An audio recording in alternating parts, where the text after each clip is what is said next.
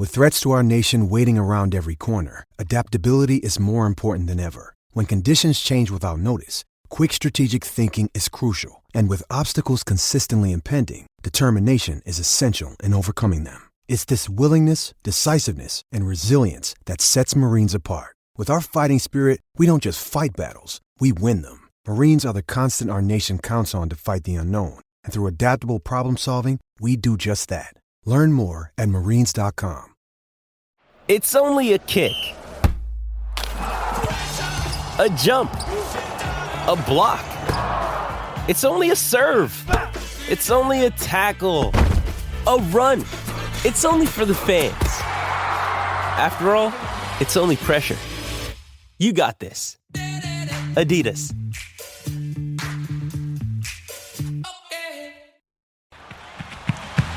Welcome to the College Football Playoff Show, where college football playoff contenders earn the right to be discussed and where the playoff never ends. Now, here are your hosts, Lesmerises and Shehan Jeyarajah.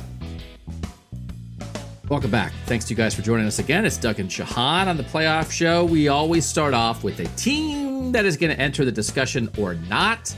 We are approaching the start of the season, so we've run through some teams, Shehan. And most of the teams we've let in, you have not wanted to let some of them in, but we let them in anyway. So we did Oregon last week. We've done Notre Dame and Texas A&M and Georgia and Iowa State. We've had a lot of fun letting teams in. North Carolina is up this week. Mac Brown, Sam Howell. We always start off a 1-minute presentation of the pros and cons of why this team should join our playoff discussion. Then we get into it more. Second half of the pod, we rank all the contenders by something specific. This week, quarterbacks. Again, if you've been with us from the start, we're so grateful. If you're new, maybe you heard our commercial. Hey, come join the pod. Awesome. Thanks for being here. Maybe your friend told you. If you're listening and you haven't told a friend, tell a friend, because this is what we do every week. And once it gets to the season, Shehan, I mean, it is a little harder to do a playoff show in July. Let's be honest about that. It gets better when there's football. It gets better when there's a game. So I'm super excited for that to happen. We're going to do Cincinnati next week, and that will be the last team we decide whether to add or not. But we start with the North Carolina Tar Heels, and for the first time, I am arguing the pro, because I naturally am a negative, nasty, horrible person. You have a sunny disposition. We let you be nice. We make me be, not make me be mean. We let me be mean. We unleash Doug. I mean, I am what I am. But by texter request, they wanted to see negative Shehan. So I'll start why North Carolina should join the college football playoff discussion. And it's this. It's Justin Herbert. You have to start with Sam Howell when you start with North Carolina. He's one of the best quarterbacks in the country. But I went back through and said, well, okay, we've often had quarterbacks who are among the best in the country. But so what? So I looked at some of the quarterbacks who have been drafted recently and what they did in their last college year. Jared Goff, 8-5 at Cal, his last college year. So what? Mitch Trubisky at North Carolina, 8-5 his last year. Patrick Mahomes, best quarterback we've seen in a long time, 5-7 his last year at Texas Tech. Does that mean Texas Tech was a playoff contender because they had Patrick Mahomes? No. Josh Rosen at UCLA before he was a first-round pick, 6-7. Lamar Jackson, awesome. Last year at Louisville, 8-5. Daniel Jones at Duke, top 10 pick, 8-5 his last year. But Justin Herbert at Oregon, in 2019, Oregon goes 12-2. They win the Rose Bowl. They win the Pac-12. They got upset late in the year. They should have made the playoff. They finished 6th in the playoff ranking. And the difference was Justin Herbert was exceptional, but he had some dudes. Penei Sewell won the Outland Trophy. And North Carolina has enough dudes. They lost a lot of skill guys, but they have enough dudes. They have their whole offensive line back. They have 10 starters back on defense. They've recruited at a higher level lately that it is not just Sam Howell. So I get it. If you're Jared Goff and you're kind of on your own, that's hard to do. I don't think you can make the entire case around Sam Howell and that's it, Shehan, because we've seen great quarterbacks at schools where that's not enough. But he's so good, and I think they do have enough with the starters back, with the offensive line, with the better recruiting under Mac Brown and a coach who's been there before. It's not just Sam Howell, and that is exactly why they deserve to be in the playoff conversation. Yeah, that's a great case for sure. I mean, when you have two running backs who return with over 1,000 yards and four receivers with over 250. Wait, no, they lose all those guys. Oh, so negative Shehan is sarcastic Shehan. Okay, we're getting a read on this. Yeah. Oh, their leading receiver coming back, Garrett Walston, with 255 receiving yards. So this is an offense that was fully built around explosive plays. And they had the guys to do it. All four of those guys that I mentioned, De'Ami Brown, Daz Newsome, Javonte Williams, Michael Carter, all high NFL draft picks. These were not just anybody's. These were dudes. And all four of them are gone. And so if you're going to ask Sam Howell to replicate a top 3 in college football explosive play rate, that's a lot to ask for me. And defensively, if we were to rank them on our list, they'd either be last or second last. I mean, they gave up nearly 30 points a game, 5.8 yards per play, more than 400 yards per game. So, and then on top of that, you have to mention they went 8-4 last year. They did lose 3 conference games. They did lose some games that they shouldn't have lost. And by the way, at the end of all of this, if we get through all this, let's say that they get through 12-0, which I don't think that they're going to do. Well, then you got to play Clemson. So yeah, the path is hard. The pieces to me are worse. And you're asking Sam Howell to, like you said, to me, this argument is, yes, it is Sam Howell. It's going to be on Sam Howell. If Sam Howell doesn't lead you to a playoff appearance, then it's not going to happen. And I just don't see that happening. I knew you were going to bring up the thing about the 4 guys who left. I mean, it's like their whole offense. They lost 65% of their receiving yardage and with those 4 guys and 85% of their rushing yardage with those 4 guys. They had some dudes last year, Shehan. They had some dudes. And that is hard to get past. So as we present the two sides of that, that is where you have to go. But I do think, Shehan, as we now start discussing this, and we're going to discuss it in the tiers that we always talk about, are they a national title contender? What's the big roadblock? And then how do you really feel about it before we vote? Shehan gets a vote, I get a vote, and our texters, if you want to get a vote, 817-442-6789. You get to vote on this. I will tell you, it's razor thin. It is razor thin, as it has been with some of these recent weeks. Really close on whether the texters think North Carolina deserves to be in this discussion or not. I looked before we came on. It may have even changed because sometimes late votes come in. Changed last time. It did. I do think they're right on the edge, but they do have a couple guys like this. Josh Downs guy is a top 200 recruit recently that I think could step in at receiver and maybe be a guy. And I do think, I mean, the running backs were legit. I think some of the receiver stuff, I think Sam Howell makes guys look good. Now, De'Ami Brown he's a deep threat. They bomb away, man. It's like you can fall into, maybe you did it, Shehan. You can fall into a highlight hole of Sam Howell just throwing 50-yarders and dropping it in the bucket. And I'm not saying anybody could do that, but he will make deep threats look good if you can get a step on a guy. So I think the key question, because we both said, right, the question is, okay, it starts with Sam Howell, and then do they have enough around him or not? But like Sam Howell is kind of a sure thing. Like how good, and if they make it, we have to rank him with the other quarterbacks. To me, as I think about this, I think he might be so good that with this ACC schedule, and there are not a ton of huge roadblocks. They have Notre Dame in the middle of the year. They have Miami in the middle of the year. They play them back to back with a bye week in between. And then, as you said, Clemson would be waiting most likely in the ACC championship game. I think Howell is special, man. And he's going to have decent protection with the whole offensive line back. Like, is this guy special that he can come fairly close to doing it by himself? In the ACC, the answer is probably. I don't think that their schedule is very good. They are in the coastal side of that conference, and the coastal is, again, not very good. The one thing that I will say, though, is that even with that kind of schedule last year, they still weren't world beaters. And I do think there is an aspect of it that comes back to what I said about Oregon last week, of it being not an if, but when. When is North Carolina going to reach a critical mass of where they can actually compete with Clemson? I just don't know if it's right now. I mean, so last year you go and lose at Virginia by 3 points. You lose at Florida State, and this was not a good Florida State team. And then you do lose to Texas A&M in the bowl game, and I believe I'm missing one. And you lose to Notre Dame. That's, whatever. That's not a big deal. But I think that one of the things about being a playoff contender is I have to feel relatively confident that you're not going to drop one that you're not supposed to. Or at least if you do lose one that you're not supposed to, it's only one. You kind of can let it sit there.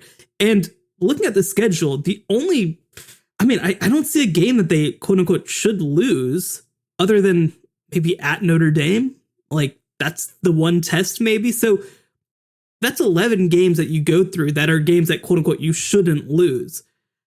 I just wish I had a little more confidence in the rest of the team around Sam Howell that they were going to be able to go through and do that. Yeah, I think you could subscribe to the idea of like last year was a warm up and they learned from some of those games they shouldn't have lost, and Howell is back. But I also think you could subscribe to that as great as Howell is, they might be caught in between because last year they had these 4 really good skill guys, as you said. Yeah. They lost all of them, and they have been recruiting really well on the defensive side of the ball. And as you said, I think those defensive guys are coming, but they're really young. They have some top 100 national players on the defensive line who are true freshmen this year. That how much of a difference are they going to make? But you could see like a year from now or 2 years from now where the defense is much better. And it's possible that while this is peak quarterback, they are right in between a skill position gap and a defense gap where they are not peaking as a program. And they have another guy, this Drake May, I think is his name, right? Who is like a top 100 national recruit at quarterback. Drake May from North Carolina. He's the number 56 overall player in the class of 2021, the number 9 overall quarterback. Like, he might be the guy that if he's the guy that takes over for Sam Howell, who reaps the benefits of a more complete program on both sides of the ball. And while they're experienced on defense, they're experienced on the offensive line, is the talent level all the way there to where it's going to be? Like, probably not. And I think your point of like, it's coming, like, unfortunately for Sam Howell, it just might not be this year, I think is a somewhat compelling case. Yeah, and I do want to point out, right, that their big issue last year on the defensive side of the ball, just moving to that end, was their pass defense. And you mentioned getting an influx of talent. So you'll have a couple guys who might be freshmen who might be able to contribute right away. You have some guys from previous classes who are just going to be older because they do have a very young defensive line. Yeah. And the other side of that is that they have 2 cornerbacks that could be really, really good. Storm Duck missed a lot of last year. And yes, his name is Storm Duck, which is just amazing. But, you know, he missed a lot of last year, was really good as a freshman. He should come back and be one of the better cornerbacks in the ACC. And the guy you have across from him is Tony Grimes, who's one of the best recruits that North Carolina has ever gotten. So I have a reasonable amount of confidence that their cornerback rotation is going to end up being a lot better and that their pass defense will improve. I just don't know whether it's enough to offset losing 4 guys who were drafted in the NFL draft and 3 of whom were drafted in the first 4 rounds too. Yeah, and some of those guys, I mean, and again, this is to their credit, it was a kind of a different kind of program. Most of those guys who were drafted, I think only one of the 4 was like a top 200 national recruit. That was a lot of development, right? That all they've done a great job. But you look the last few years, Mac Brown, first year is 2019. 2018, 2 players in the top 200 in their recruiting class. 2019, 1 player in the top 200 players in the country in their recruiting class.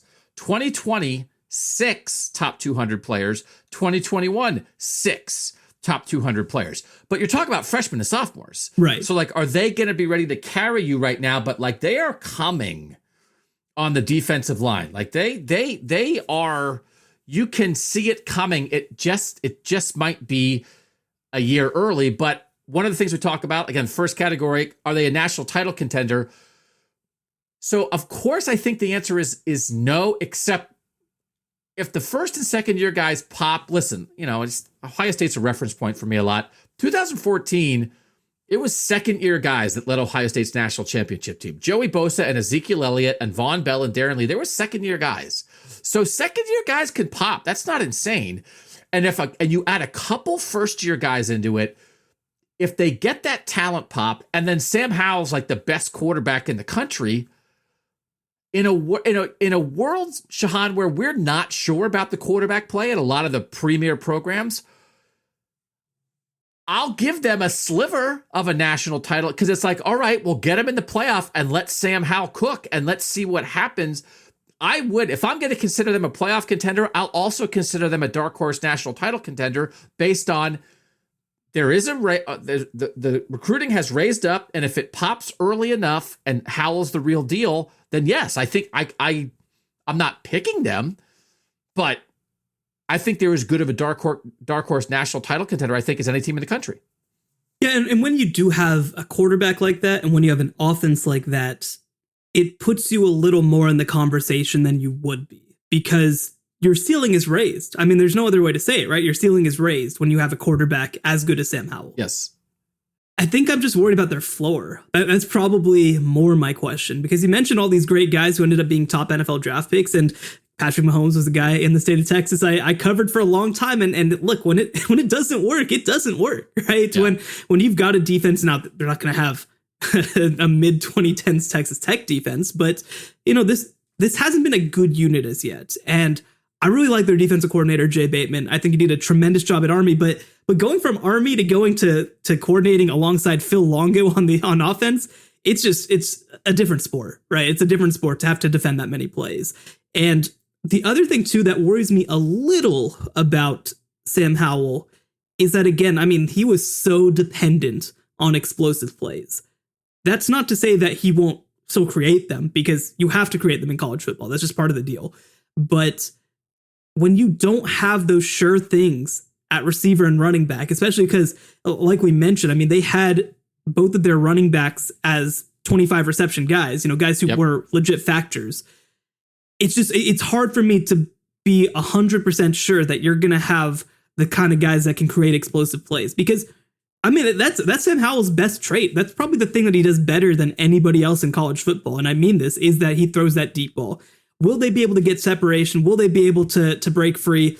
It does help, like you mentioned, that they have 5 offensive linemen back, but it's just tough for me to know whether I can trust their receivers enough, considering that they're unknown guys, to really say, okay, yeah, they have a national title case. Yeah, there's, again, having, dug in on all the quarterbacks for contenders, the deep ball that Sam Howell throws is, I mean, Spencer Rattler's probably the only guy in range. I mean, it's so much better than what other guys do. I mean, we'll get into some guys, but JT Daniels is throwing some balls last year, and he underthrows almost every deep ball he throws. And Sam Howell is hitting guys in stride. Yeah. 100%. He's hitting guys in stride every time. So, okay, you say no national title contender. I say I could see a dark horse edge of it. Roadblock. Sometimes the roadblock is a position. Sometimes it's a certain, side of the ball. Sometimes it's the schedule. I don't think it's the schedule. At Virginia Tech, Georgia State, Virginia, at Georgia Tech, Duke, Florida State, Miami, bye week, at Notre Dame, Wake Forest, at Pitt, Wofford, at NC State. That to me is a schedule. And again, it doesn't really get challenging to the middle of the year. Yes, they lost some games last year they shouldn't lose. It feels like it might be a schedule that will give a young defense time to figure it out a little bit, that will give some young skill guys time to figure it out a little bit. And I could see them being a much better team by the time they get to Miami and Notre Dame. I think maybe my roadblock will be what you said, that if we ranked them defensively against the other contenders, they might have the worst defense. I think that's probably the biggest thing. But the schedule, Shehan, I think is about as favorable as it could be for a program like this. Yeah, and the one flip side to that I'll say is that team that you have to play in the ACC title game, because you probably have to beat Clemson to have a chance to play in the college football playoff. So I think that something I'll build off of is, I think that youth might end up being a big deal for them, because like you mentioned, 12 guys who were top 200 kids in the last 2 classes, but they are kids who were in the last 2 classes. And I understand the comparison to Ohio State, but these aren't that level of kids for the most part. And the other thing too is that they're not necessarily all at those positions, you're still kind of waiting for the defensive lineman to come along. I mean, these are freshmen, most likely, who are going to be contributing on the defensive line, not even sophomores. And, and that does give me some hope at receiver, for example. I mean, I think they're going to probably find some guys at receiver, but this is a young team. And especially when you get into the grind of a playoff race, I mean, it's a lot to ask to week in and week out as the schedule gets a little bit tougher and you play against the Notre Dames and the Miamis. And even as you have to go to Pitt, as you have to go to North Carolina State, like these are games that they should win, but it's just a lot of pressure where you're basically every single week in the second half of the year having to basically play a playoff game to just stay in contention. So I would say that youth is going to be really interesting to see because you have that one guy who's been around and the rest of the roster, you don't really have that. You can see, so I think a couple of guys, the true freshmen on the defensive line, Keyshawn Silver and Javaria Ritzie are the two guys that it feels like people think they could contribute as two guys on the defensive line right away. And then you look at the guys, the second year guys, those 6 guys who were top 200 national recruits. Led by Tony Grimes. It looks like 4 of the 6 are projected starters, right? Mm-hmm. So some of those guys are going to get a shot. I do think there were times now, listen, Texas A&M in the bowl game, a lot of guys opted out for North Carolina. Sam Howell was trying to do it kind of by himself in that game. Yeah. The Notre Dame game I thought was reflective a little bit. They hung right with Notre Dame in the first half. They were right there. And then in the second half, Notre Dame defensively really got after Sam Howell and they pulled away. And it felt just like, okay, that's just talent difference. That's just across the board, 1 through 22, 1 through 44 talent where Sam Howell and some skilled dudes can let you hang around for a half, but then Notre Dame just overwhelmed them. Will Notre Dame do that again? Because again, Notre Dame's going from Ian Book to Jack Cohn. Notre Dame still has Kyle Hamilton, but they don't have Jeremiah Owusu-Koramoah. Whereas, again, North Carolina's got Sam Howell back. The roadblock, I do think, so I think I would agree with you, whether we want to say it's the defense or the youth, because a lot of the youth is on the defense. I think it's kind of the same thing. But I do think it's possible it pops. To your point, yes, this is not Joey Bosa. But there are some guys. There are a couple guys. And if you tell me that Tony Grimes is the next coming of Derek Stingley Jr., and it's like the ACC figures out, like, you can't throw on that guy. And that happens now, or that happens by the middle of the season, and De'Aaron King is like, man, I can't, right? I think that's possible. I'm looking upside of should we keep them around to talk about them? I can see the roadblock, Shehan, but at least I can envision the upside, right? And to me, that matters. And I think that it's almost like the conversation that we had about Oregon last week, where we see the pieces and we're waiting for it to come together. I just think that Oregon's probably a little further along in that process. But the flip side is that Oregon doesn't have Sam Howell. Yes. And that is that is quite a flip side, man. That is, again, not to be critical, but it's like they're trying to do this with Anthony Brown versus trying to do this with Sam Howell because he can move. Yeah. He's athletic. He can move. He can do some stuff with his feet. He drops it in the bucket. He's really... He's good. He's real good. I mean, it's like, Sam, welcome to the College Football Playoff Show where we make declarations like Sam Howell is good. I will tell you, he's my Heisman pick. Now, he's not going to win the Heisman if they're not good. Yeah. But I don't think they have to make the playoff for him to win the Heisman. I think they have to be in the conversation, right? You're in the conversation that matters all year. And then maybe you go 11-1 or 12-0 and you're 12-0 or you're 11-1. You're number 5, you're number 7, whatever. And it's like being top 10's enough. And if you beat Clemson, you're in the playoff. And if you don't beat Clemson, you're not. And then you don't beat Clemson, and then you're 11th in the playoff rankings. But Sam Howell's been on everybody's mind all year, and you're like, well, he's the best quarterback. And it's kind of a quarterback award anymore. I think there's a conversation for that. This isn't the Heisman show, but I think it's possible. All right. High level, medium level, low level of how we feel about this team and their ability to be in the conversation. Before we reveal our vote, again, we each get a vote and the texters get a vote. Again, it's razor thin. I just updated it. Still razor thin. What's your level of confidence in how you feel, Shehan? I'd say it's low. I like you said, there's a lot of unknown factors just because of the guys that they lost and also just the youth that they bring back. So I think I'm in the low camp. Okay. I am actually in the high camp because I am pretty set on the vision that I can imagine, right? And I do think the discussion is it's not even a discussion of like, are they going to stay in the discussion the whole year? It's like, should they be in it now? Do they deserve to be talked about on this podcast now for a while? So I feel pretty good about where I am on them. So let's get to it. I'll go first this time. Okay. I'm putting them in because I think the quarterback is that good. And I can see the upside of the young guys, and I'm going to give them the chance to pop. I do believe there's certainly the possibility that they are a year away, where if you have kind of these two big-time classes, you'd rather them be second-year and third-year guys than first-year and second-year guys.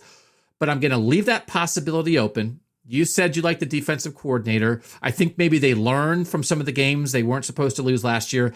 And I think the schedule sets up to let them figure some stuff out in the first 4 or 5 weeks. And then you're trying to beat Miami and Notre Dame. And I don't think that's too tall of an order. And so if that's what it is, if I think you can beat Miami and Notre Dame, well, then I want you in the discussion before those games. Because if you beat them, you're definitely in. But I don't need to wait for you to prove that. I don't need you to beat Miami and Notre Dame to finally enter the discussion. I want you in now. And you know what? Then if you get your doors blown off by Clemson in the ACC championship game, well, I'm glad we talked about you all year. So I will say I want them in. Now, let's go to the texters next. Because Shehan, it is razor thin. What is your guess on the texters? Yes or no, Shehan? I'm going to guess that they say no. 51% to 49% no. Wow.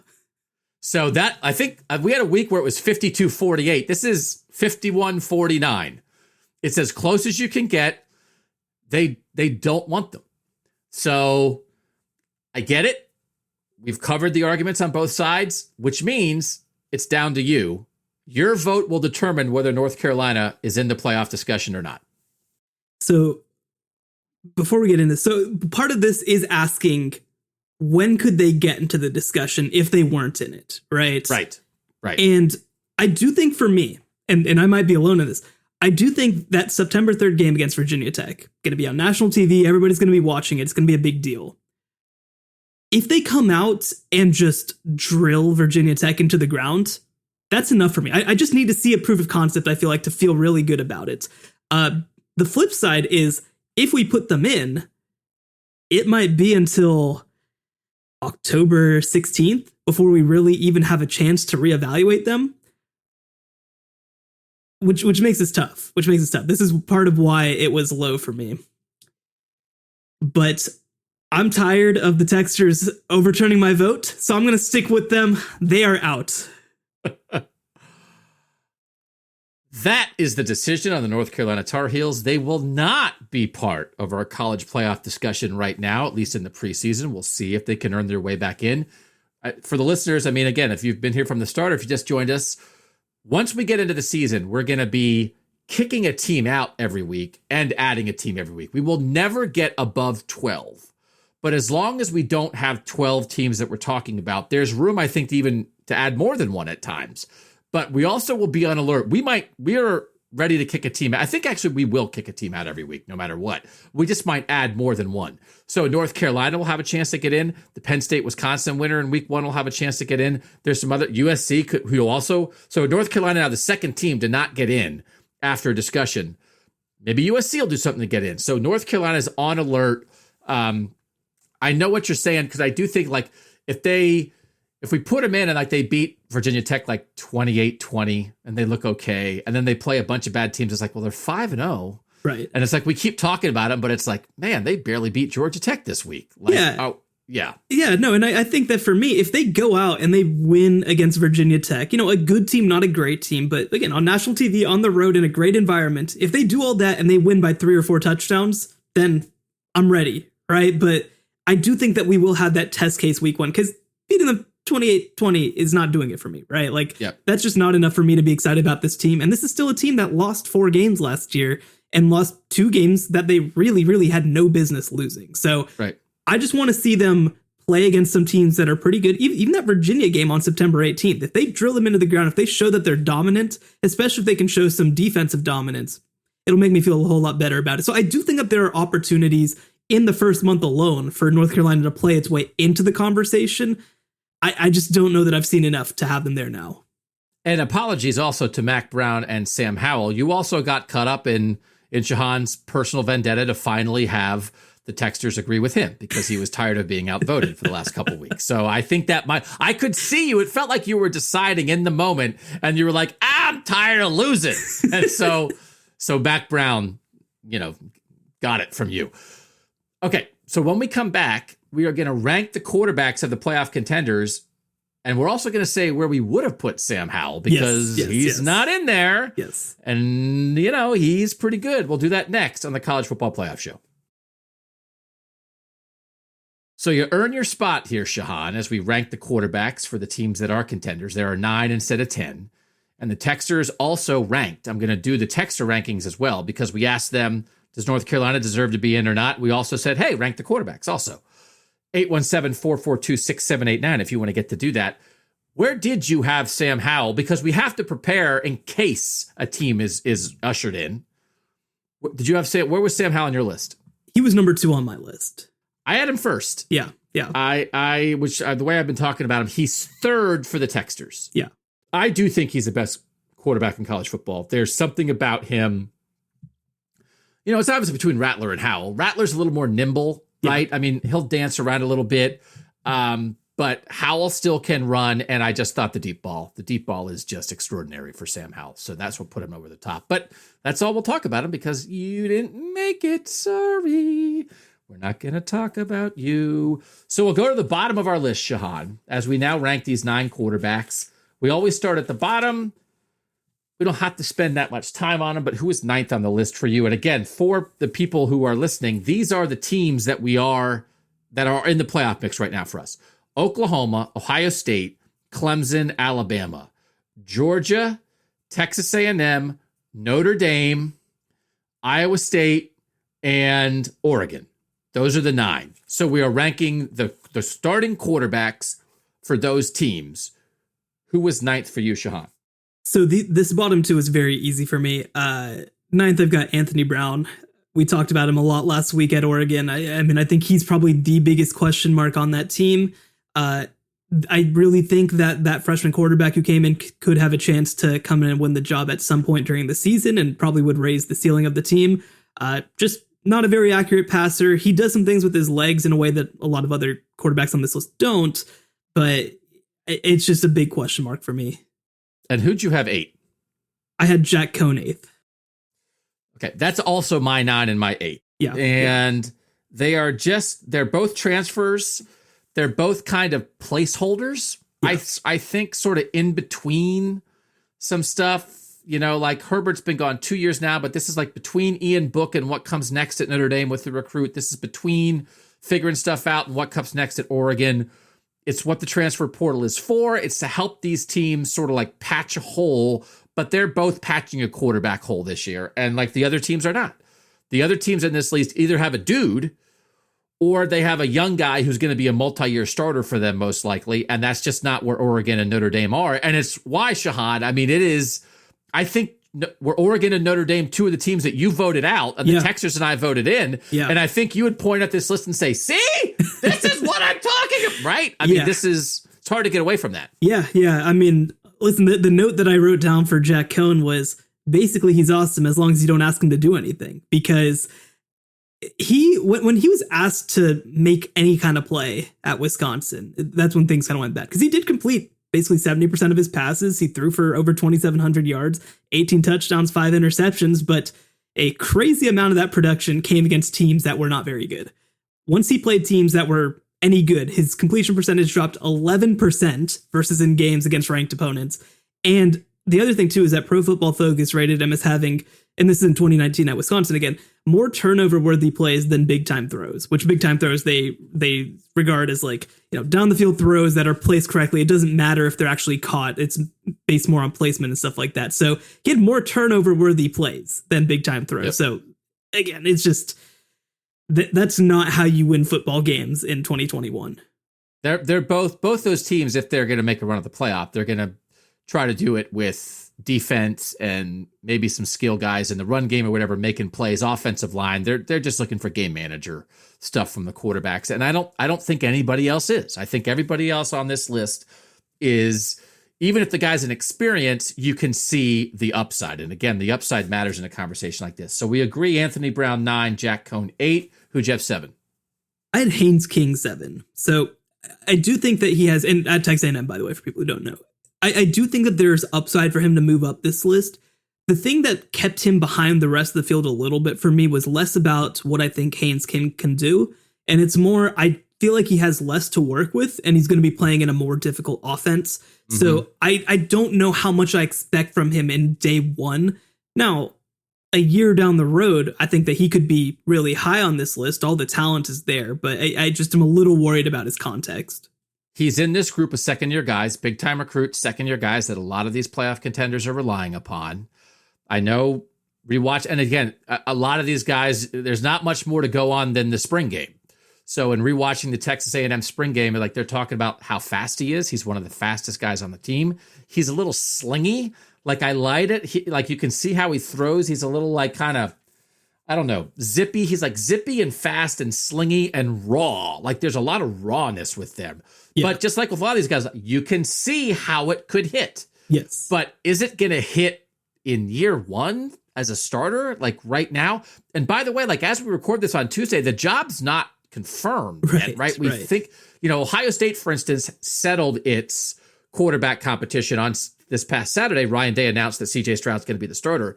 This feels like, and I guess I don't know that Oregon has officially announced, but like Anthony Brown is such a veteran, it's going to be him. Notre Dame officially announced Jack Cohn. Multiple places did have quarterback competitions. Texas A&M has taken this a little longer towards the start of the season, which, competition is good. I don't know if that's great. Like if Haynes King was like slamming the door, I'm the guy. The upside is there, but again, there's a lot to like about Texas A&M as a national title contender. And if Kellen Mond was back, you might be writing their ticket into the Final Four. But there's just a lot that's going to hinge on this, and there's a lot to like, but it just feels so raw that it's kind of hard to imagine it really all coming together sort of at a championship level this year.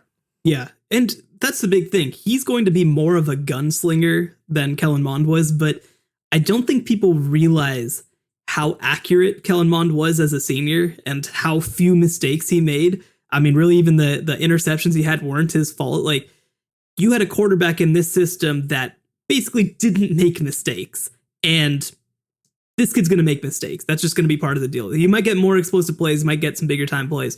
And the other thing, though, too, is that I don't love the receivers. We talked about that a while back, that I don't love their pass catchers. Jalen Weidermeyer at tight end is a big time player. Caleb Chapman's coming back from an ACL injury, and I don't know. Is Damon Demas going to finally play football for Texas A&M? I have no idea. So just with all of that combined, I just feel like they're not going to ask him to do very much, because I think they're going to be trying to scheme around some of his weaknesses. Yeah, no, I think that makes a lot of sense. Did you have, in sort of separating tiers here, I would say that I had Cohn and Brown at the bottom, and then I had King at the bottom of this other tier. But is that how you thought of it? Yeah, I'd say so. Okay. All right, so then who do you have 6th? I have Brock Purdy from Iowa State 6th.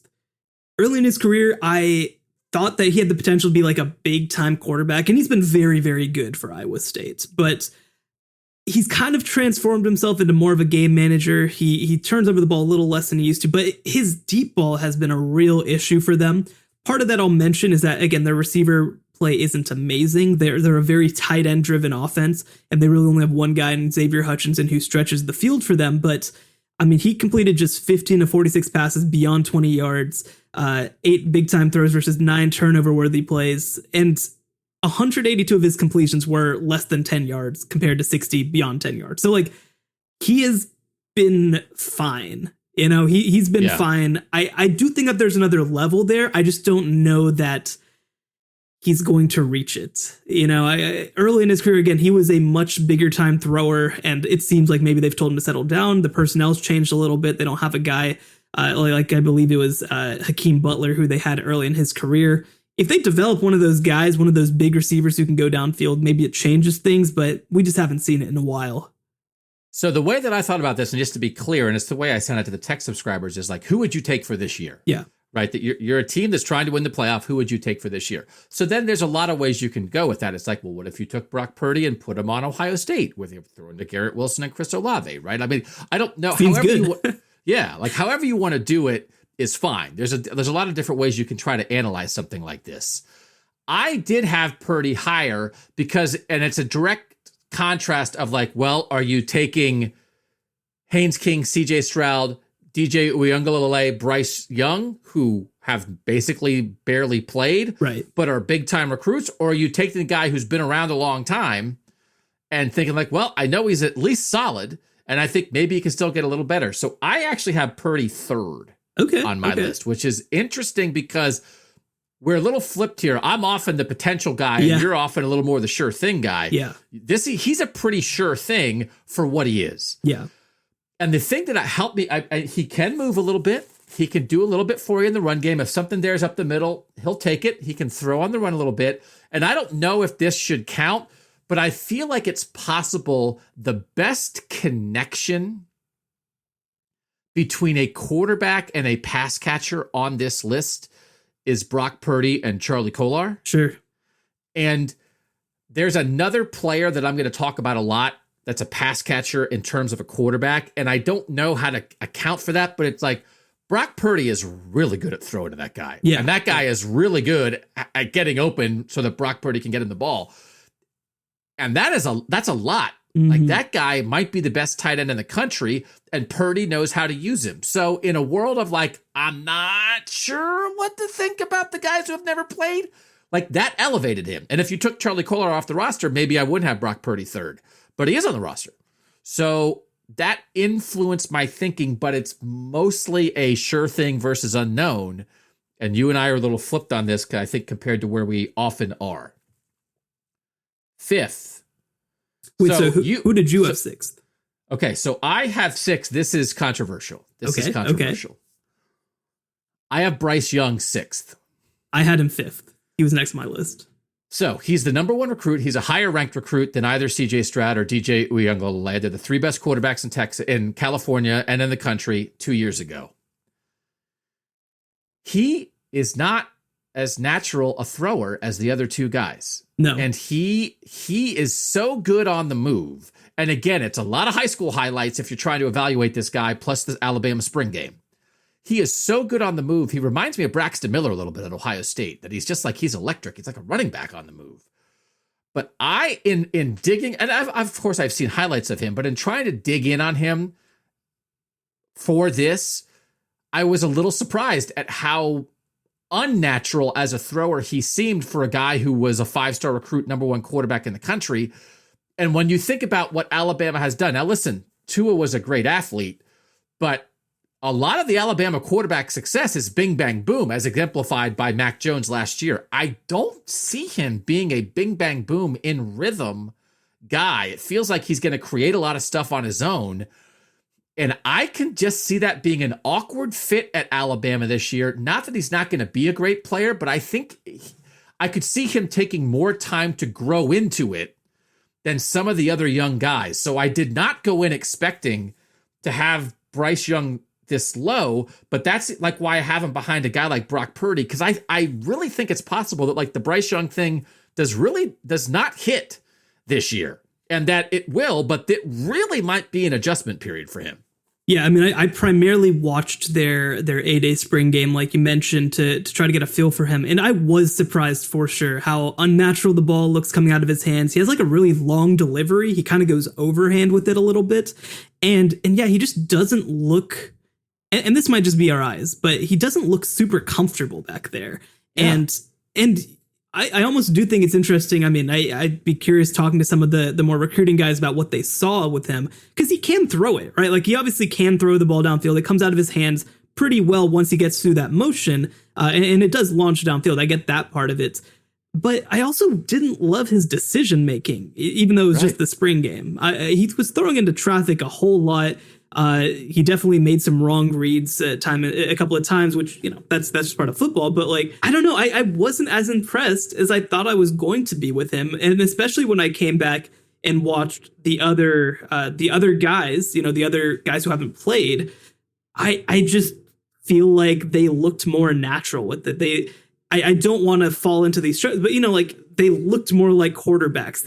And whereas Bryce Young at this point looked a little bit more like a thrower. Yeah, no, I completely agree. I was curious. I didn't know if you would have, Bryce Young second, that we're both kind of, and he's just little. I mean, and again, everybody knows this, but he's 6 foot 195 at Bama. DJ's like at Clemson is like 6'4", 6'5", like 240. It's just a completely, it's like Kyler Murray versus Ben Roethlisberger. It's just a completely different thing. But like in that direct comparison for the two best programs, they were the 1 and 2 quarterbacks in their class. Yep. It just feels like DJ, and even what he did against Notre Dame last year when he had to start 2 games, you can see how they can get him in a situation to get the ball out of his hands, make some quick throws. He's so big and physical and hard to bring down. I can see how DJ could ease into it on his way to Heisman candidacy, where Bryce's transition, I just think, might not be as easy on his way to possible Heisman candidacy in 2022 and 2023. So interesting that we're basically on the same page here. So again, you have Brown 9, Cone 8, King 7. We agree with those 3. You have Purdy 6, Bryce Young 5. I have Bryce Young 6. So my 5 is C.J. Stroud. Okay. From Ohio State. Won the job over Kyle McCord and Jack Miller. He's a second-year guy, was the backup quarterback, but has never thrown a pass in a college football game. Got in a couple plays last year. Ohio State, missed a lot of games with the pandemic, barely played. They like his decision-making. They want him to make the routine throws. I do think the ball jumps out of his hand when you watch him, like compared to Bryce Young. He's a much easier thrower of the football. He does have pretty good size in a lot of ways. He looks a little bit like a Justin Fields Jr. with how he handles himself. I think he's learned a lot of that. He's not as good of an athlete as Justin Fields, and he's going to have a lot of help. The other 10 guys on Ohio State's offense, it's 1 through 10. It's rock solid. So he's going to have a lot of help, and they do want him to be a game manager. But again, you go back and watch his high school highlights. This guy can move. This guy can throw the deep ball. You can see all the things there. He's a late riser in the recruiting world. Doesn't get the Ohio State offer until November of his senior year. He was a late addition to the Elite 11 camp between his junior and senior year. DJ Uiagalelei pulls out. CJ Stroud takes the spot, wins MVP, all of a sudden is on everybody's radar. He's a 3-star quarterback, number 25 quarterback in his class when he wins the Elite 11 MVP, and he explodes. And now here he is, Ohio State starting quarterback as a second-year guy. But I just feel like I can see more of it translating than I can with Bryce Young. So where did you have CJ Stroud? I actually had him up at number 3. So he was probably the guy who I changed the most on when watching some of his tape. And again, it's spring game stuff. You don't want to get too into the weeds with it because it is what it is.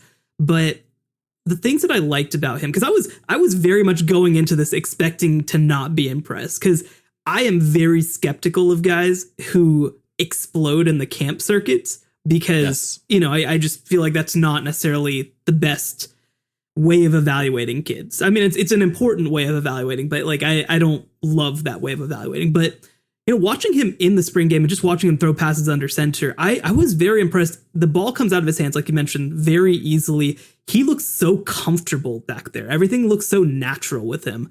And probably the reason that I did end up having him higher on this list than the guy that we'll talk about next is because I loved his ball placement. I thought that he did a great job of putting the ball where only his receiver could get it. And they didn't always come down with it, but it just everything felt so natural. And I did not expect it. I expected to come in and be like, yeah, CJ Stroud, he's fine. He's just kind of the guy who backed into the starting job. But like, this guy's legit, I think. You mentioned the Justin Fields comparison.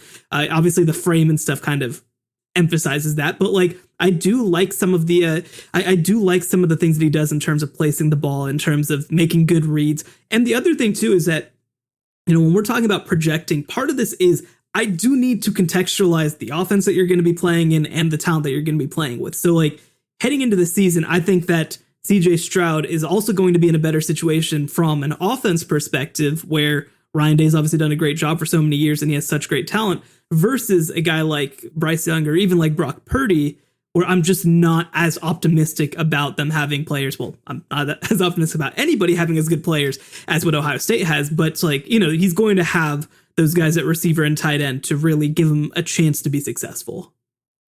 They've got Quinn Ewers in the room. Yeah.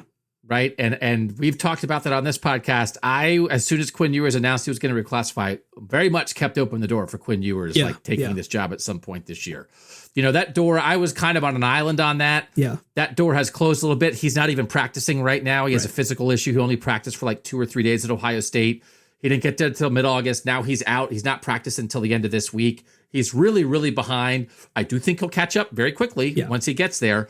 But I think it would also take like CJ Stroud doing something not very well to open the door for Quinn Ewers. And then Kyle McCord's a 5-star guy in that class as well. But so a lot of it is he wasn't a guy with quarterback coaches and all that kind of stuff. Sure. Did not go to a lot of camps that contributed to him being a late riser in recruiting. But I also am on alert for exactly what you said, that maybe he just hit a window and really rose. And it's like, maybe there is something there. It's like, oh, well, once we get in and here we go, it's like, oh, okay, he's not quite right. DJ or Bryce or some of these other guys. And I am, or Spencer Rattler. I am open to that as well. But I think based on the guy never throwing a college football pass, you have him 3rd, I have him 5th. I was super torn between 4th and 5th. Yeah. And only because of uncertainty and not seeing it did I keep him 5th. I kind of wanted to put him 4th, but I didn't. So I have CJ Stroud 5th. You have Bryce Young 5th. You have CJ Stroud 3rd. We're both kind of at the 4 spot, it looks like. So who do you have 4th? I have JT Daniels. That is also who I have 4th. So he came in from Georgia. Yeah, from Georgia. He came in for Georgia last year, played in 4 games, went 4-0, completed 67% of his passes, 10 touchdowns, 2 interceptions. The offense jumped up to 37.3 points per game. So like, all the signs are good, right? Like, I mean, he came in and changed a lot at Georgia. Now, he was taking over for Stetson Bennett, which, cool. But the flip side of that is, while watching him, I did see the vision. I do think he's going to be really good. The receiver stuff bothers me with Georgia. George Pickens is going to be out for the year with an injury, and he was going to be their best receiver. They've been without a couple of receivers and tight ends in camp. But for me, when I'm just evaluating JT Daniels too, I felt like his deep ball really floated. I really felt like it just didn't come out of his hand great. I felt like a lot of it was underthrown, and he was playing against, he played some good teams over that stretch, but he played against a lot of not as good teams as well. I mean, he put up huge numbers against Mississippi State, for example. And so it gives me a little bit of concern, I'd say. Not enough to where I'm concerned about Georgia. I think Georgia's going to be really good, and I think JT Daniels is going to be a big part of why. I just don't know, because he was a 5-star kid coming out of high school. I don't know whether he has the highest end of upside like some of these other guys, just because I think that his deep ball is only okay. I thought, again, talking about who he's going to throw to, I thought George Pickens made him right a lot. Yeah. There were a lot of balls that it was like, okay, that was a little underthrown, or that was not. And then George Pickens just made the play. And then he's up dancing afterwards.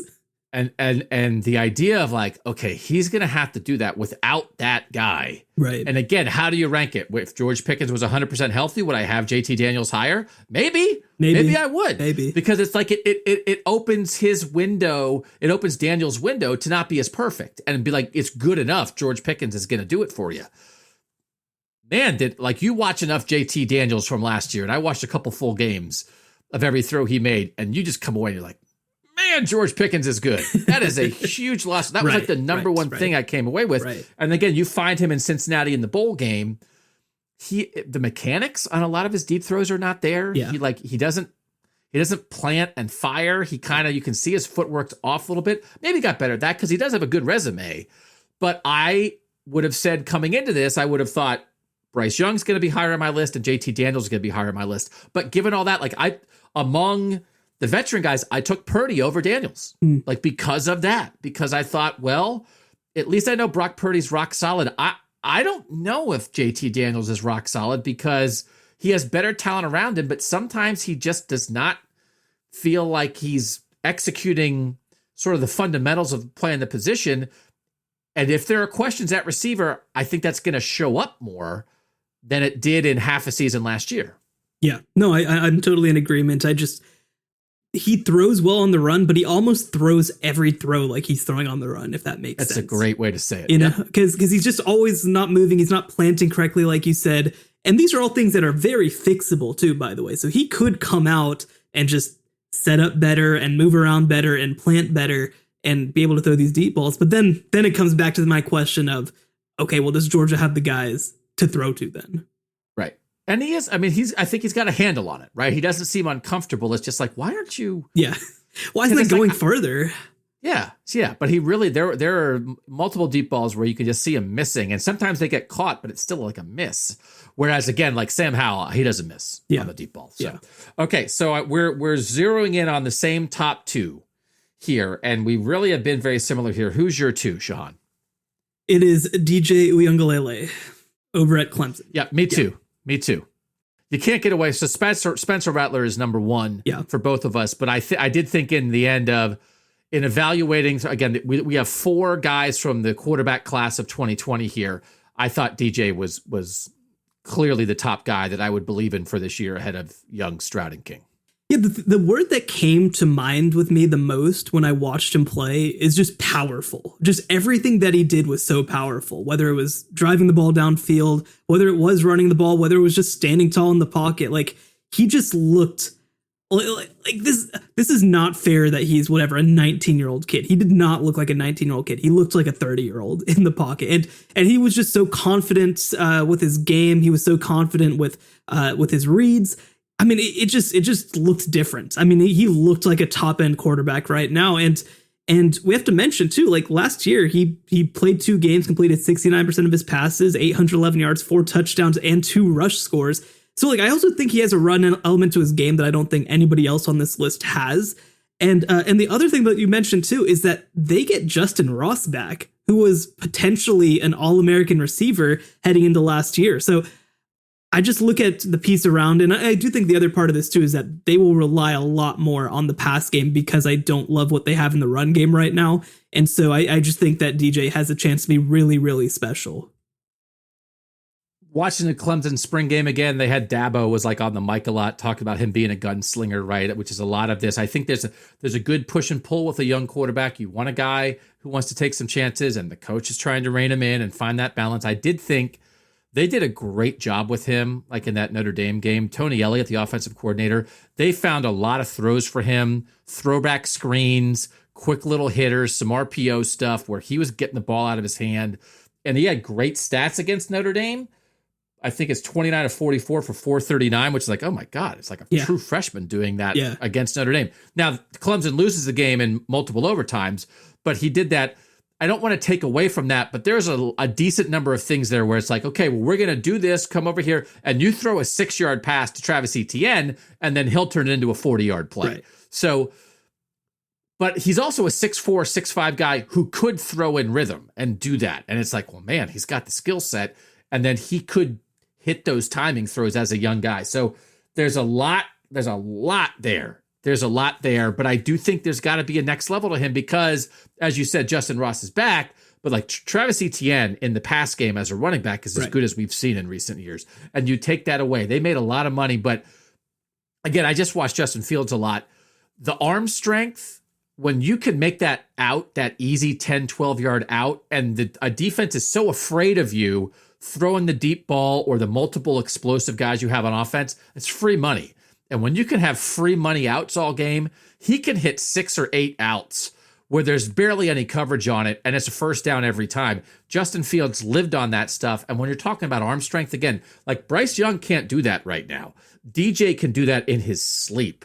And so then you add the run threat, then you add the fact that, man, he looked pretty good in rhythm as a young guy. There is a lot there. And I thought we were both he's easily number 2 on this list. There wasn't much debate. Yeah. And, the interesting thing is it felt in that Notre Dame game a lot. It felt like Tony Elliott did a great job. It felt like they were scheming around him a lot to try to make the game easy for him. Yes. And I'm curious now. Now, part of that could be just that he can't handle more than that. That definitely could be the case. But it also does make me feel like there's more there, like you said, that there's more that hasn't been tapped, that especially when you come out early in this Clemson schedule. I mean, obviously the Georgia game is going to be tough, but like after that, where, hey man, you're going to be throwing a lot of deep balls. You're going to be throwing a lot on the run. Like it feels like they let him show 20% of his game, and there's just maybe another step to it. And honestly, to be quite honest, I don't know what the talent evaluators are looking at when they have DJ and Bryce Young coming out of high school. I mean, again, they evaluate different things. It's based on camp settings. Also, like, we haven't seen Bryce Young actually have a fair shot. Like, I don't want to make this about Bryce Young, but like DJ just looks so much like I don't know how you have another guy ranked ahead of him. He just is the complete package. The floor is so high for DJ. Yeah, like at the very least, he's going to be a powerful guy in the pocket who's hard to sack and is going to get the ball out. And then on top of that, he's got a lot of upside. Yeah. Bryce just sort of has more moving pieces for everything to come together. And maybe it will, but like, again, yeah, in terms of like sure thing, it feels like DJ is much more of a sure thing. Yeah, no question. So Spencer Rattler's number one. Yeah. Again, I had Sam Howell ahead of him. You had Spencer Rattler ahead of Sam Howell. Is Spencer Rattler like clearly to you the best quarterback in college football? Or do you think he and Howell are close? I think he's clearly. Howell is definitely number two, like not just on this list, but in college football. I think those two guys are on another planet than everybody else. The thing that impresses me about Rattler is, and again, I've watched Oklahoma. I've covered Oklahoma for several years at this point. I mean, I've watched all those great guys come through. He throws the ball easier than any guy that I've ever seen come through Oklahoma. He throws it easier than Baker. He throws it easier than Kyler. It's not to say he's better than them, but like the ball just like, it looks like he's throwing a tennis ball. Like that's how crazy he is. The only guy that I can even compare to it is Patrick Mahomes. And you hear that comparison a little bit. But like that's how easily the ball comes out of his hands. It looks like he's throwing nothing. And so with Sam Howell, the thing that's interesting is that like he is so accurate with the deep ball, but it is very much like, I don't want to call it a floating ball, but like it is, he flings it up in the air and it goes like way high in the air and then just drops into the right place. And that is very impressive to me. But like Rattler's got it on a string. And I think that he has it on a string everywhere on the field, whether it's 10 yards down the field or whether it's 40 yards down the field, every pass looks similar. And there was some talk last year at the beginning of the year because he had a couple of turnover issues. And really the issue with Oklahoma was that they struggled to run the ball a lot. And so a lot was asked of him in his first and second and third starts. Once the season flipped and once they got Ramondre Stevenson back at running back, like he was unstoppable, man. He was just crazy, crazy, crazy good. And Oklahoma's had a lot of good quarterbacks come through the years. So I don't want to, give him the expectations of having to be as good as those guys, but I see the vision on him. I mean, he is, I see every piece of why people like him so much. His ball placement is elite. His arm is elite. He moves very, very well. He keeps his eyes downfield. And again, in that offense too, I think he's just a perfect fit. You can see him at times almost like invite the rush because he knows he's going to get away from it. And then he's like, and I'm going to rip a throw in between three defenders 25 yards down the field and make this play. And that he is constantly confident. But it is a reminder, I think the way Rattler's season started last year, Oklahoma loses game 2 and game 3. He throws 3 picks in game 2 in the loss to Kansas State. And he throws 4 picks in the 2 losses, and he throws 3 picks in every other game combined. Is like a warning sign of like, why you wonder about C.J. Stroud and DJ Uiagalelei and Bryce Young and Haynes King, because they're at the same place Rattler was a year ago. Right. And Rattler made a couple mistakes early, and then they got straightened out. By the time they got straightened out, Oklahoma was out of the playoff race. Right. So that's been, we have talked about, I mean, that's on my mind all the time, knowing that Ohio State was in a quarterback battle. It's on my mind. Like if you tell me Bryce Young's season looks a lot like Spencer Rattler's season, that makes a ton of sense to me. But if that means Alabama loses 2 games in the first month, they're out of the playoff race. And then by the end of the year, they might be the team that nobody wants to play, but it's too late. So when you're stacking these quarterbacks and trying to compare it, like Spencer Rattler is so far out ahead because he's gone through all the lumps and he's figured it out and he's made the mistakes that a lot of these other guys haven't made yet. Now, maybe they won't make them, but they probably will. And Rattler's been through that, and it's why Oklahoma is a great pick to win the national championship, because there just are not, a lot of matchups between veteran quarterback who's been through the fire and great talent. Like a lot of these other teams, there might be growing pains for the other guys where Rattler feels like he is in complete control at this point. Nimble, is super confident in the face of anything a defense does to him, but does not want to run, wants to throw, keeps his eyes downfield, and then just rips that ball, man. Like you said, just and without much effort. So it's all there. We're not telling anybody anything they don't know about Spencer Rattler. But as much as I like him, I do, I wonder if the mistakes lurk in there, like compared to Howell, right? I think Howell is almost more of this, like the deep ball kind of drop back guy. Not that Howell can't run, he can, but Rattler, man, you can imagine Rattler, as good as the Georgia and Clemson and Ohio and Alabama defenses are, you could imagine Rattler like ripping apart a great defense to win a national title. That's the kind of skill that guy has. Yeah, and you mentioned a little bit with North Carolina that they are in a position where maybe their timelines aren't lining up.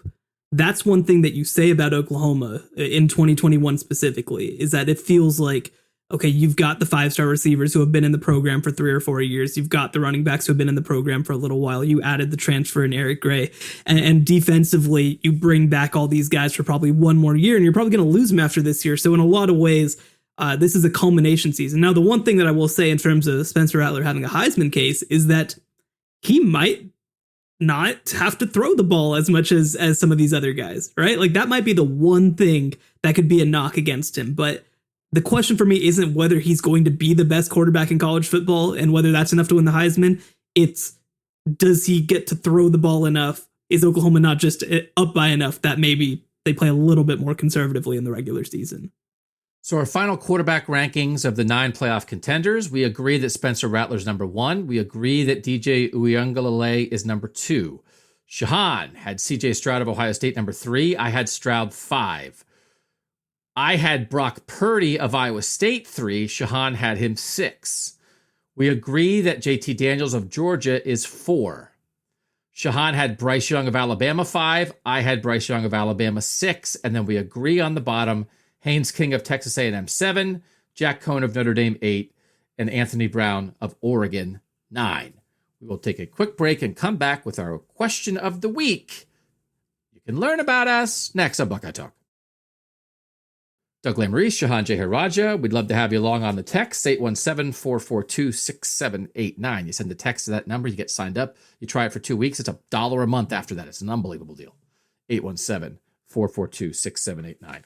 Is it my turn for the question of the week? It is. And also, by the way, you did say next on Buckeye Talk. Did I for real? You did. Someone said, did I say that before? Listen, Buckeye Talk's the show I've been doing for 7 years.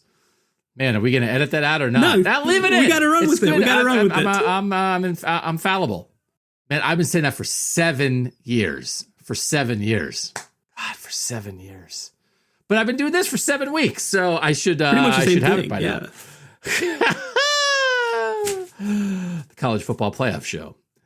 I only got like 4 hours sleep last night. I didn't. Let's Shehan, the question this week is, how much do you feel like your brain power has decreased since your peak? Because mine's down, that's actually not the question.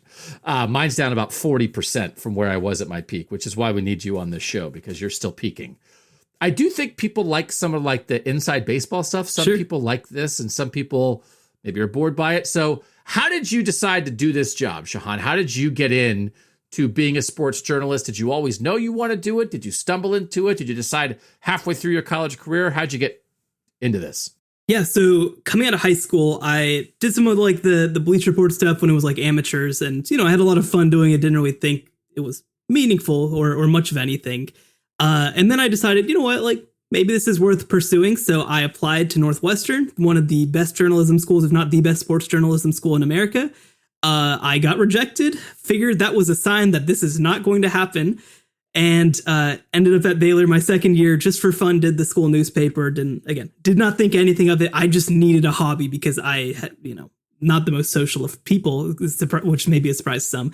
And it was just immediately like, oh, okay, this is it. This is what I can do. This is what I'm good at. Yeah. And so went on through, got some good opportunities, was lucky enough to get hired out of college and just kept building from there. But the one funny thing about me is that I don't know if I mentioned this before. So I was an NBA guy growing up, and I still am an NBA guy. And I had never been to a college football game until I went to college. Yeah, I followed the 05 Texas team because, being in Dallas, you can't not obviously follow that Texas team and Vince Young. But, I wasn't a college football guy growing up. Which I'm sure is going to invite a ton of really nice tweets into my mentions. But after I went to college, I just got obsessed. Like I just was like, oh, this is really cool, and I want to know everything about it. And here we are, however many years later. Crazy. So now I feel like I went to Northwestern, so I'm sorry that you didn't get in. Yeah, not only that, I applied early decision, and they're like, no. I mean, that's just a mistake. A world where it's like I get in and you didn't. They're doing something wrong in the admissions office. I will say it is. I mean, Baylor's a very good school. I don't want to demean my own education, but I will say, right, it is definitely gratifying to some extent to go through and meet the Northwestern folks and the Mizzou folks and the Georgia and Syracuse and whatever else, all these great journalism schools, and me be like, oh, I went to a school that barely has a journalism program, so it all worked out okay for the both of us. We ended up in the same place. Yeah, no, I think it's good. This is like another boost for you. This is what a Northwestern guy looks like. Why did I even apply there?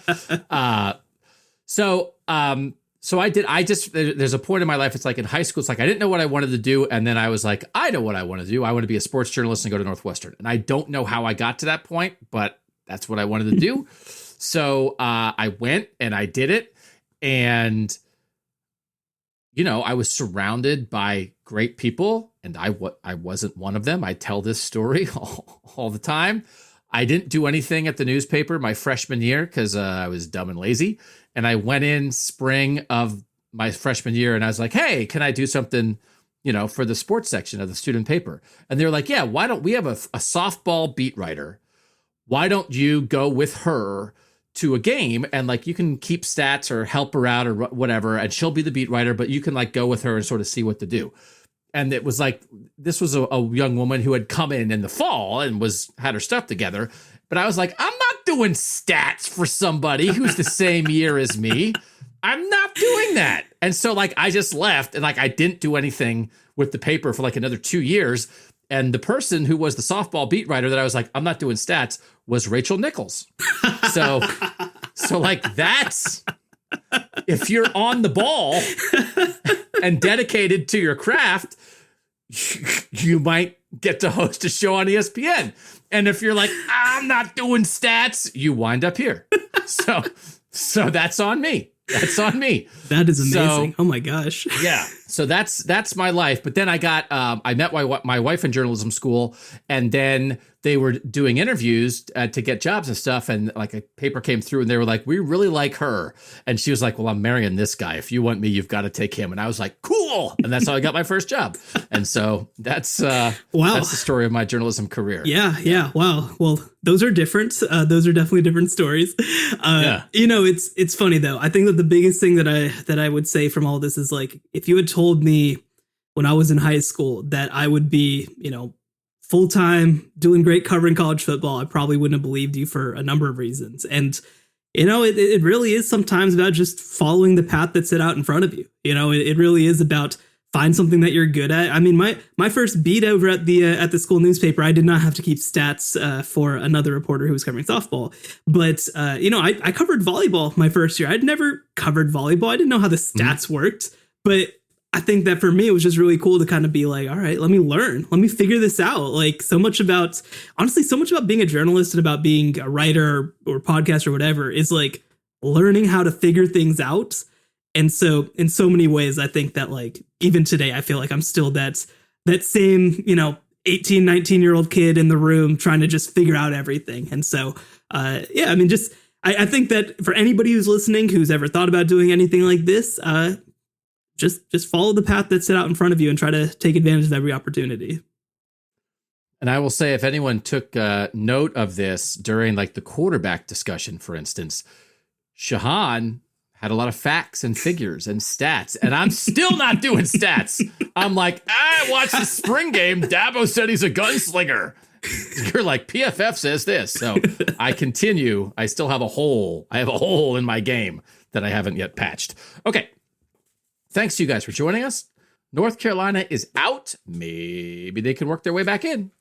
Good luck to the Tar Heels. Now they have something to play for, Shehan. See, we were going to make them finally fat and happy if we'd let them in. But Shehan said no. The texter said no. I said yes. They're out. Next week, Cincinnati in the first half of the show. And in the second half of the show next week, we are making our playoff picks. Because guess what? The season will be upon us. And then I'm really excited for when we have the first show after the season starts. Because that's when we start, which is really kind of the basis of what we said this show would be. We welcome teams in, but we also kick teams out. But you can't kick people out in the preseason. We had to sort of like get this cohort of, we have at least 9, maybe Cincinnati will be the 10th. That's who we'll start the season with. And then we'll start seeing who's in, who's out. And that's what we'll do on the College Football Playoff Show. Again, we'd love to have you as a tech subscriber, 817-442-6789. Make sure you're following us on Twitter, CFB Playoff Show. And yeah, we're having a great time doing it, and we're hoping the audience jumps even more as the season starts. If you're listening and you have a college football friend, tell them to give us a shot. We'd certainly would appreciate it. For Shehan Jeyarajah, I'm Doug Lesmerises, and that was the College Football Playoff Show.